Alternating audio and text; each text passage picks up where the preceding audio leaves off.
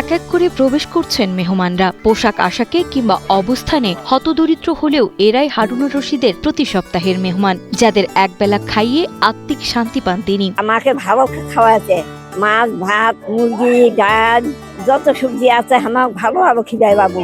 আমার খায় খুব শান্তি পাই বাপ। আমার দিনকে চায় মাঙ্গে বেড়াই আসে খাই। খেলা মালিক আল্লাহ, ভাইয়াটা হলো উসুল্লাহ হিসাবে আমরা খাচ্ছি। যা আল্লাহ খিলাচ্ছে একটু হলো মাছ গোস্ত আমরা পাচ্ছি। এখানে আমরা গরিব মানুষ কিনতে পারি না টাকা অভাবে।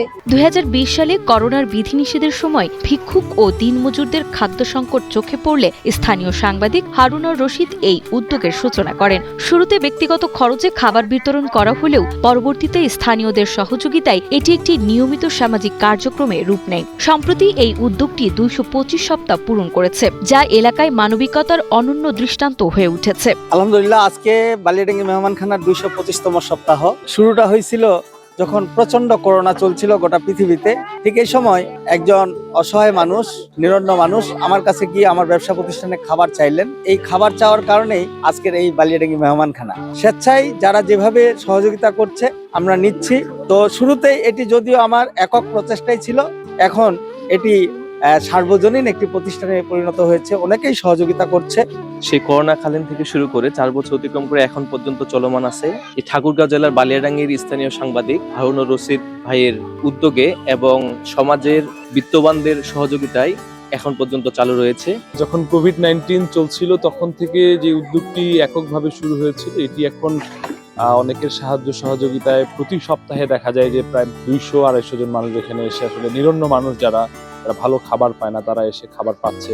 এটা খুবই প্রশংসার দাবি রাখে। ঠাকুরগাঁওয়ের বালিয়াডাঙ্গা উপজেলার মাছবাজার এলাকায় গড়ে ওঠা এই উদ্যোগের নাম মেহমানখানা।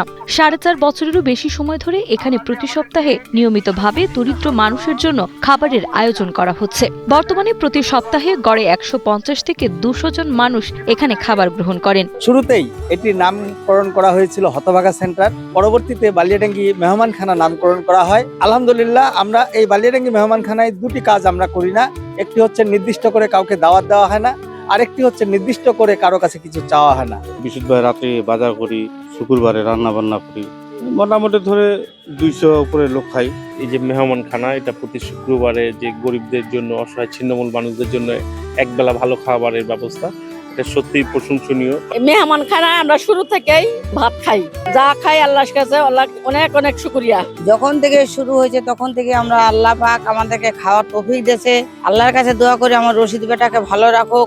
এই কার্যক্রমে স্থানীয় তরুণদের স্বেচ্ছাশ্রম গুরুত্বপূর্ণ ভূমিকা রাখছে। রান্না থেকে পরিবেশন সবকিছুতেই সহযোগিতার হাত বাড়িয়ে দিচ্ছেন অনেকে। উদ্যোক্তারা আশা প্রকাশ করেছেন, মানুষের সহযোগিতা অব্যাহত থাকলে ভবিষ্যতেও এমন মানবিক উদ্যোগ চলমান থাকবে। আমি এখানে যেমন রান্না বান্না করে যতগুলো সহায়তা লাগে আর কি, সহায়তা করি। যেমন গোস্ত রান্না করে সেখানে থাকি, সবজি রান্না করার জন্য কাটার একটা বিষয় আছে, এগুলো সহায়তা করি। যারা ছিন্নমূল গরিব মানুষ এখানে একবার যদি খাই, এদের কাজ এরা যখন খাই, আমি যখন সহায়তা করি আমার আনন্দ লাগে আর কি। আমরা বিনা পারিশ্রমিকে কাজ করি এখানে, পারিশ্রমিক লওয়া হয় না। কি করে কাজ করো, লোক সহযোগিতা করতেছে, আমরা সহযোগিতা করতেছি, এটা আমার খুব আনন্দ লাগে। এখনো আমাদের চেয়ার টেবিলের প্রয়োজন আছে, আমাদের প্লেট গ্লাসের প্রয়োজন আছে। যদি কেউ সহযোগিতা করতে চায়, আমরা ওনাদের সহযোগিতার কারণেই হয়তো আজ পর্যন্ত মেহমানখানা এখানে আছে।